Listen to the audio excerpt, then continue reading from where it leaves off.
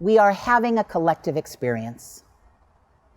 It's not very much fun all the time, and yet there are moments of sheer joy and pleasure. We are 7 months into something that's going to go on for a lot longer, and along the way, I've written a lot about what I've heard people say and what I'm learning, and collectively, what common themes I find. In the first month of this experience of having a pandemic in our lives, I chose to sort of label it as a metaphor. In the first few weeks, we were sprinting to keep up with all of the changes that needed to be made in our lives to keep ourselves safe.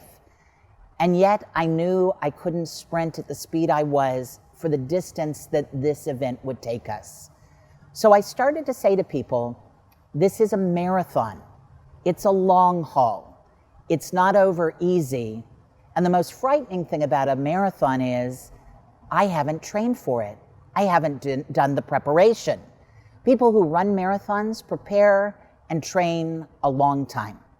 And we were just thrust into the race for our lives that's going to go much longer than any of us imagined, and it's going to stretch us.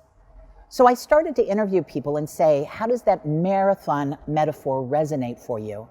And since we haven't done the preliminary training, the requisite that's required to do well in a marathon, to not only just survive it, but to thrive in it, what are you going to do now that you're in the race? I started to write about what I learned. People had good ideas and I shared them widely, and I was learning too. As I started to use that, more questions came up. And the next set of questions that I interviewed people with was, what are you going to take with you? Because you have to travel light in a marathon. What are you going to leave behind? And for what are you grateful? I continued to learn from what people had to say.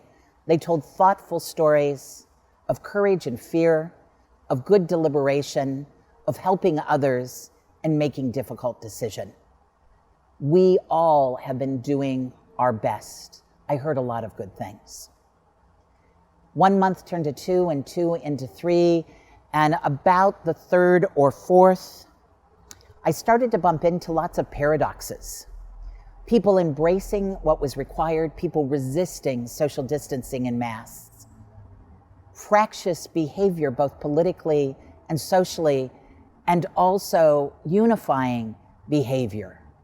People stepping up, stepping in, and taking care of others, and people living in isolation. There are so many paradoxes to this experience, and I stand in judgment of none of them, but understand how human each and every single one of them is. It was in those mid-months that I realized that this was not just a physical endurance race, but one of the mind as well. I started to see people bouncing and boiling over and breaking apart. And so I started to ask people, how were they keeping a good head on their shoulders? How were they maintaining their attitudes? And I learned yet more about resiliency and how important attitude is to everything we are doing. We don't like the long haul. We are a nation of immediacy and gratification. We're used to sort of reinforcing that we sort of forge our own course and want it now.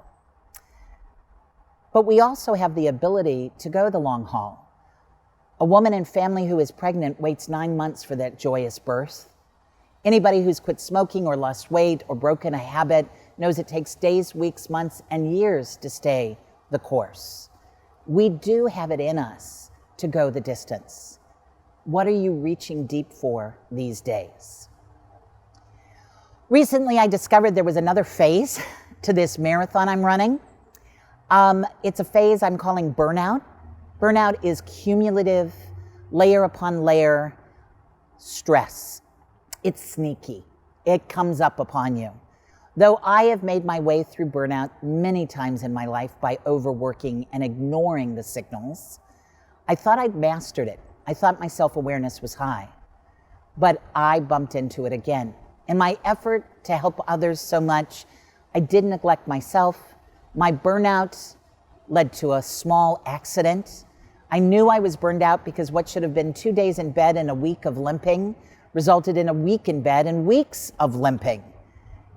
I wasn't just recovering from a broken toe, but I was recovering from burnout, and it takes weeks.